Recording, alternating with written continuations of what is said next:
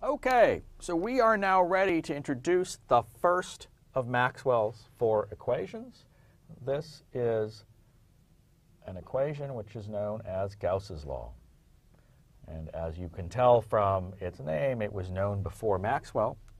And Gauss's law is, in a sense, nothing new. It's a repackaging of Coulomb's law. But it turns out to be a very useful repackaging of Coulomb's law, as I will try to explain.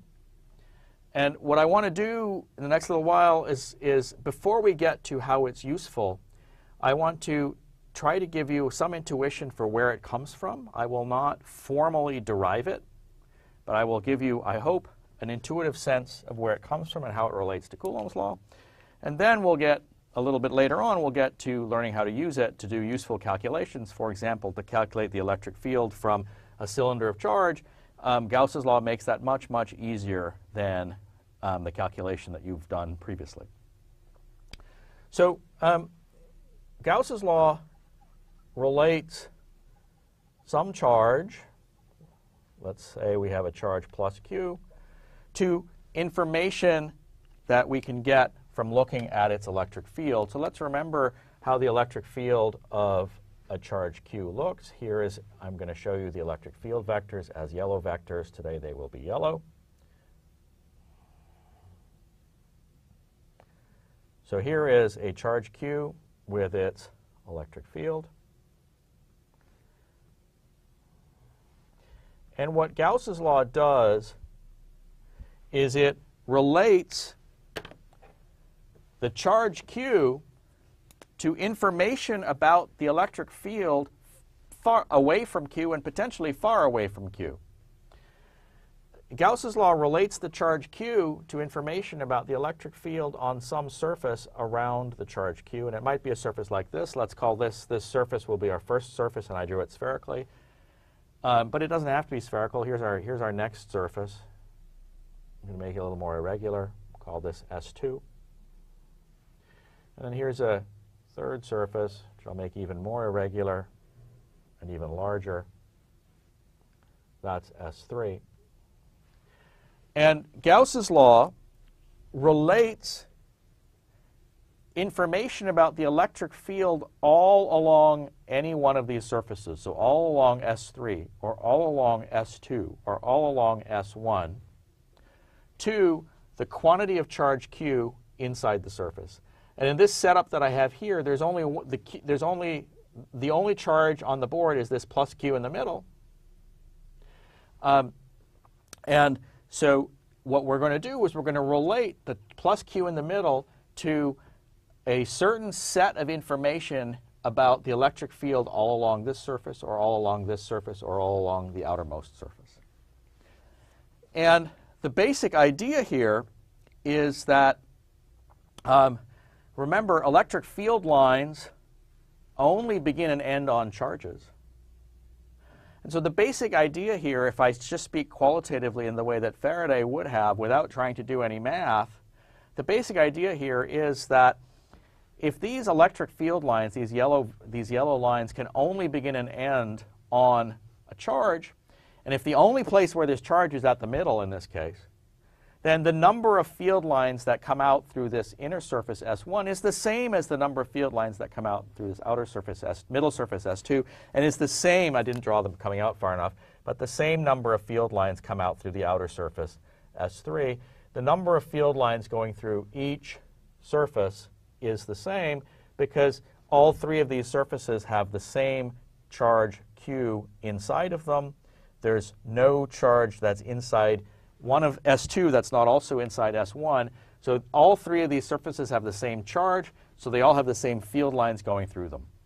And so that means I can relate a count of how many field lines go through this surface to how much charge is there inside the surface. Now, that's a relatively loose and sloppy way of describing Gauss's law. We're going to learn how to describe this quantitatively with math. But before I do, let me give you one further piece of intuition. Why should it be that the electric field on this surface, which is so far, far away, this electric field is far away from plus q, this electric field is much, much, much closer to Q. So clearly, the electric field on this surface is going to be much larger than the electric field on this one, because after all, electric field falls off like 1 over r squared. And this surface is much farther away than this one, so very weak field here, much stronger field there. How can it be that there's some property that is mathematically the mathematical version of counting yellow lines, which is it's going to be an integral. It's going to be some integral over the electric field on this surface. That's going to give me the same answer as the electric field as integral over the electric field on this surface. After all, E here is much bigger than there, right? Well, the key is to realize that as I go out, out, out, out to bigger surfaces, yes, the electric field is falling off like 1 over r squared, but the area of the surfaces is getting larger like r squared. So whatever this quantity that I'm trying to give you intuition for is, it must be something like electric field times area.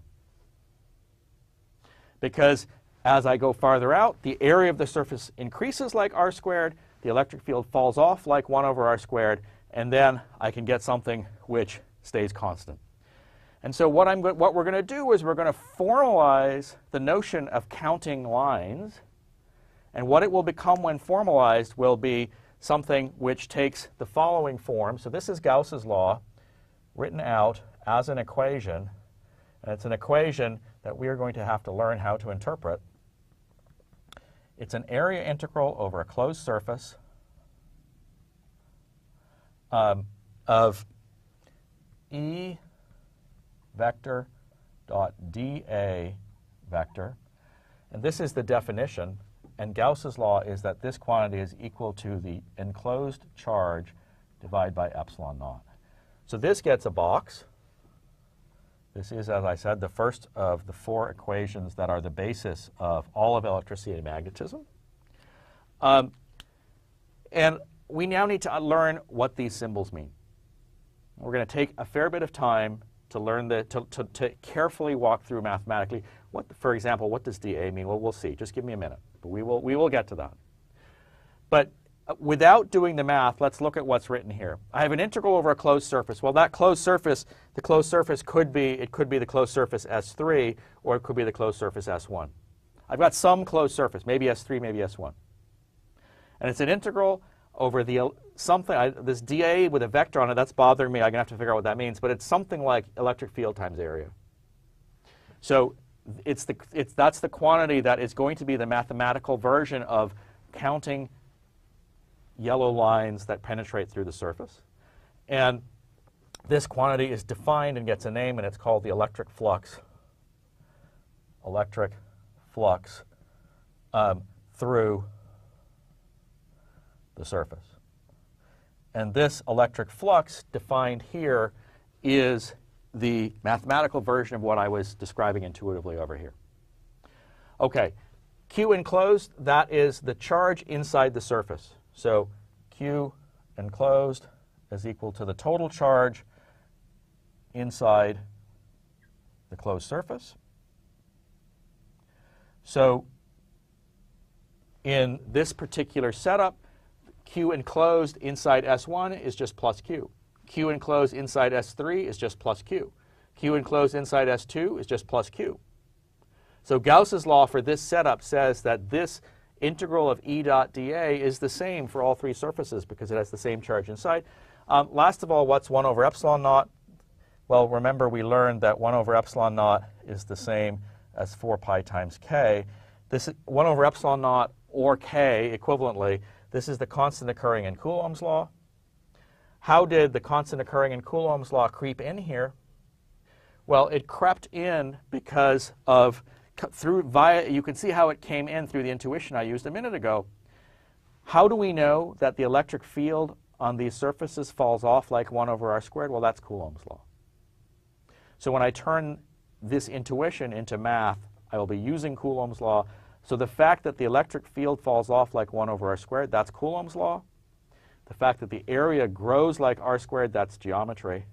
And when you put all the pieces together, what you get is a fundamental relationship that relates the charge inside any closed surface to what we loosely called how many field lines go through that surface, and what we now more formally have written as an integral over the closed surface of E dot dA.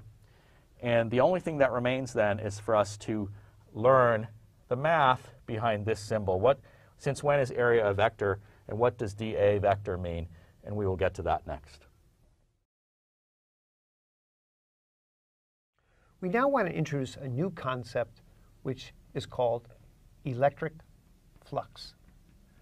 And this electric flux involves a surface integral of an electric field on that surface. And right now I'll just symbolically write down what we mean by this. But this is a complicated mathematical object, a surface integral.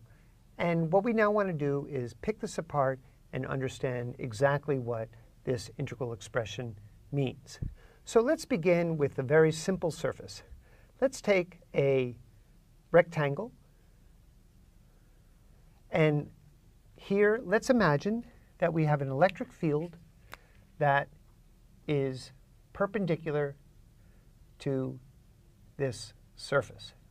So I'll just draw a few electric field lines.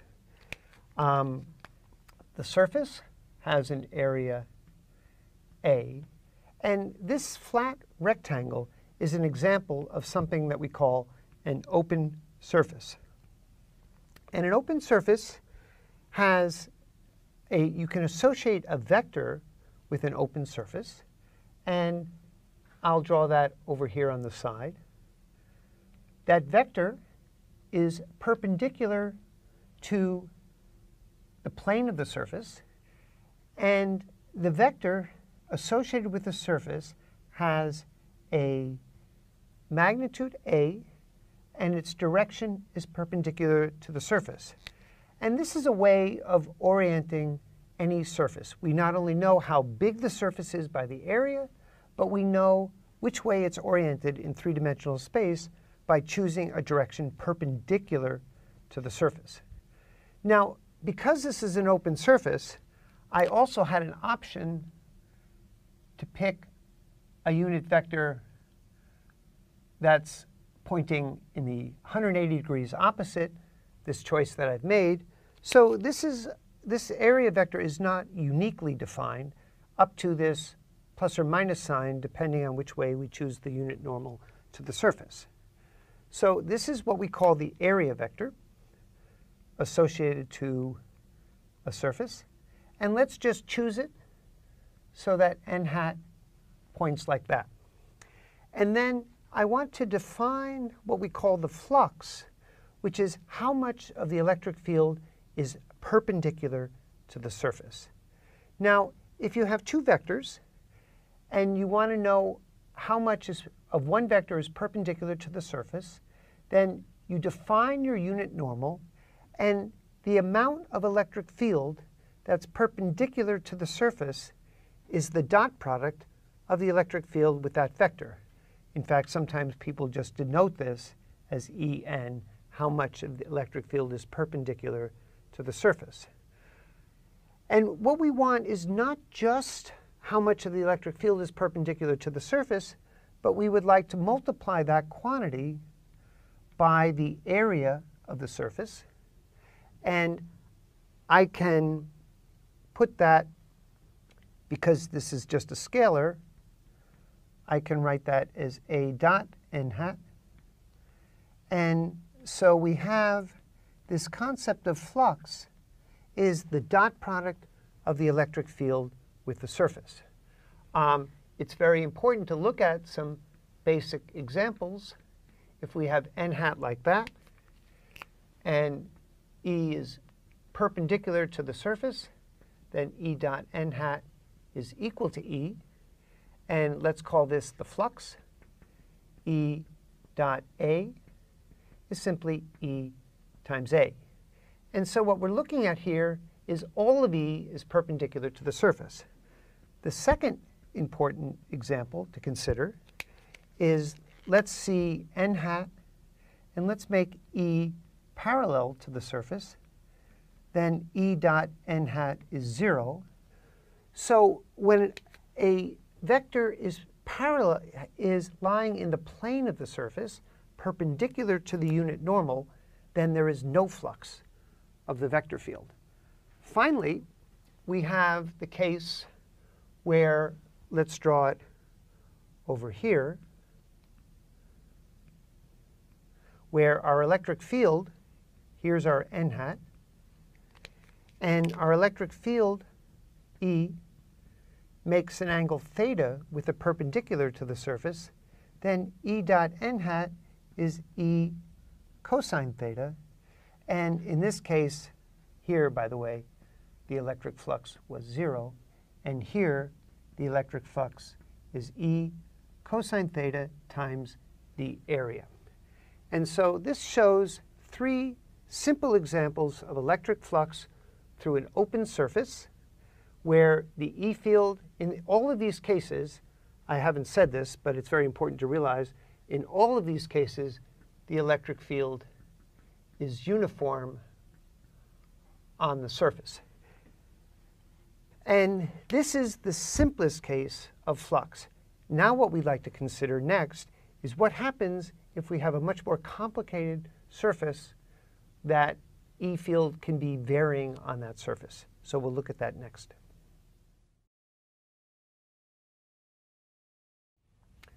So we defined electric flux for a very simple case where we had this rectangular surface and a uniform E field. But let's suppose that we have a more complicated surface. And I'll just draw it like this. Again, this is what we call an open surface. And on this open surface, suppose we take a small, on this open surface first, let's draw our electric field, which is non-uniform. And the surface is a curved shape. How can we calculate electric flux through this surface, which was, remember, how much of the electric field is perpendicular to the surface? Well, what we do is we choose a small little patch of the surface. So let's choose a small area patch, and I'm going to call this patch here delta AI is the size of that patch. It's my ith patch. And I have a unit normal, Ni. And suppose on this surface, my electric field is Ei. Then exactly how we consider the small rectangular patch, the flux delta phi is just the electric field dotted into the area element, which is the electric field dotted into the unit normal I times, and let's call that delta A times delta AI to show that it's a small size patch. Can make that look a little bit better. Delta AI. And this represents the electric flux through this small patch. Remember, this is how much of the electric field on the ith patch is normal to the surface. In here, we could call that the angle theta I. Now, if we want to calculate the electric flux through the entire surface, what we would like to do is just add up a bunch of patches. So we divide our surface into n patches, and we define the electric flux on this surface. I'm going to put an index n here.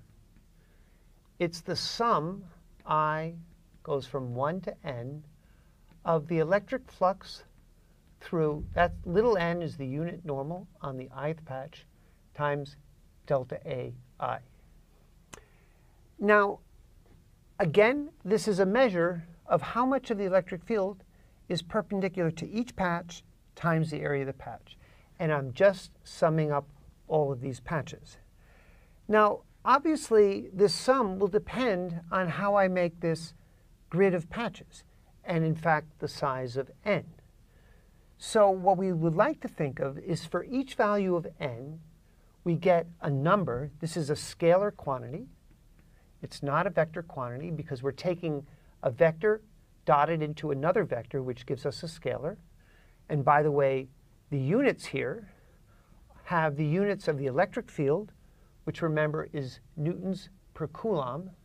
So this is what we mean by our units. That's the units of the electric field times meters squared. Now, for each value of n, we have a number. And if we take the limit as n goes to infinity, then what we're getting is really a sequence of numbers. For each value of n, I get a different number. And what I'm looking at is the limit of that sequence of numbers. And that will give us what we define to be the electric flux on this surface. Now, it's very awkward to write down every single time you want to calculate the electric flux this limit of a sum of numbers, and then to analyze that sequence. So mathematicians have a special notation for this. They write this as the integral over the surface of the electric field dot n hat dA. And what they're imagining here is they have an infinitesimal patch which has area dA and NA and an E field A. And so by dropping this index I, they're just imagining an infinitesimal area patch. And this integral is really this summation process. And this mathematical object is called a surface integral. Now, I should say that in principle, surface integrals are difficult to calculate because you need the shape of the surface, and you have to know how the electric field varies over that surface. And in your math courses, you'll learn how to do these types of surface integrals. In physics, we'll try to consider some very special cases in which the type of surface we pick has a known geometry. It could be cylindrical, spherical, and so we know what the area is. And not always, but most of the time, we'll pick an E field that is perpendicular to the surface and constant in magnitude over the whole surface. So evaluating these integrals will be reasonably straightforward. But the important thing is to understand conceptually what we mean by electric flux.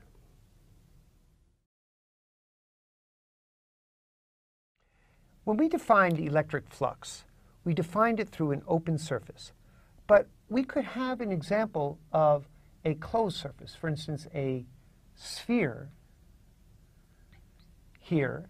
This is an example of a closed surface. And how do I calculate electric flux on a closed surface?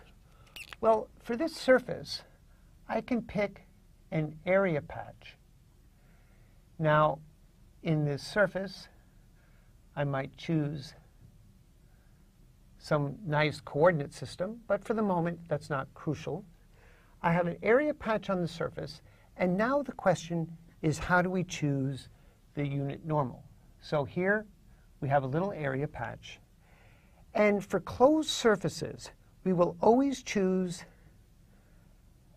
n hat to be an outward directed unit normal. We write it n hat. This points outward. Remember, any surface has two different directions. And for a closed surface, there's always a well-defined sense of what we mean by n hat out. And so for our closed surface, our area element, dA, we write as n hat out, and we multiply it by the area of the element. And so symbolically, when we want to write the flux through a closed surface, sometimes people will draw a circle here to indicate closed surface. We can put a little text here to indicate that it's a closed surface, and it's E dot n hat out times dA. And that's our definition for flux through a closed surface. Now, our first example, and by far the most important example, is a point charge. And so let's consider a point charge Q. And let's locate this at the origin. And I want to consider a sphere. So here is a sphere. And the sphere has radius r. And I would like to calculate the flux through this sphere. Well, I'll choose my dA, and I'll choose my unit normal out. Now, I'm going to choose a coordinate system in which the unit normal out is in the outward pointing radial direction. So r hat points away from the center. Now, here's where the physics comes into this calculation. We know that the electric field of a point charge is that constant kq. It goes like r squared, and it points in either the plus or minus r hat direction, depending on the sign of q. Here, let's just make q positive, and then I can draw my E field of the point charge pointing radially outward. And so now I can calculate this dot product. So my EQ dot n hat is equal, I'll write it down here, KQ over r squared r hat dot r hat. And r hat dot r hat is 1, so it's simply KQ over r squared. And now the flux, E, through our closed surface, this is a sphere of radius r, E dot n hat dA, and I'm writing that as a capital A. The dot product, first we compute the dot product. That's KQ over r squared, and we have a dA. And notice that on the surface of the sphere, r is a constant. And so there's nothing to integrate here. E is uniform in magnitude on the surface of the sphere. I can just pull it out of this integral. I get KQ over r squared integral dA. And now one has to remember that what are we doing when we're just adding up dAs? This is no longer a surface integral because it's not a dot product. It's simply calculating the area by adding up all the area patches. And that's KQ over r squared. And by the way, lots of people forget what the area of a sphere is. It's simply 4 pi r squared. So we get 4 pi KQ. And that's the simplest type of flux calculation. Now, K is independent of whatever units we choose. But when we're in SI units, remember K was 1 over 4 pi epsilon naught. And so the flux of a point charge through a sphere, the 1 over 4 pi's cancel, and we simply get Q over epsilon naught. And that's our first and most important calculation for electric flux. It's equal, if we put a point charge at the origin, to the charge divided by our constant epsilon naught.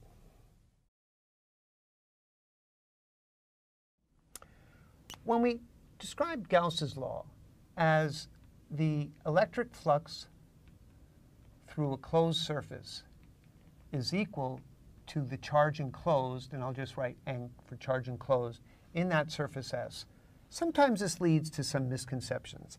Let's look at the following case as an example. Suppose we have a closed surface, S, and inside that surface we put Q, positive, and over here we put a minus charge, negative. So we have, you might recall, a dipole. Now, a lot of times students will say, oh, the charge enclosed is equal to 0, and therefore the electric field is 0. But obviously that's not the case, because if you think about it, we have our classic electric field associated with a dipole. And there are definitely field lines that are non-zero everywhere, as you can see in space. And in particular, on our closed surface, there's non-zero electric field at many points on the closed surface. And so it's incorrect to say just because the charge enclosed is 0, the electric field is 0. What's correct to say is that because the charge is enclosed is 0, so this is wrong. What's correct here is that the electric flux, which is not the electric field, but the electric flux, S, is 0. And in some parts of the surface, it could be positive, like I've indicated over here. On other parts we're losing our closed surface here because I put the field lines in. Just to remind you, it had that shape. On other parts of the surface, the electric field is going in, and it's negative. And when you add all of those up, even if we can't do that integral on this surface, it would be very hard to actually do. We know by Gauss's law, because the charge is enclosed, the flux is 0. And that's a point that many students often get confused with.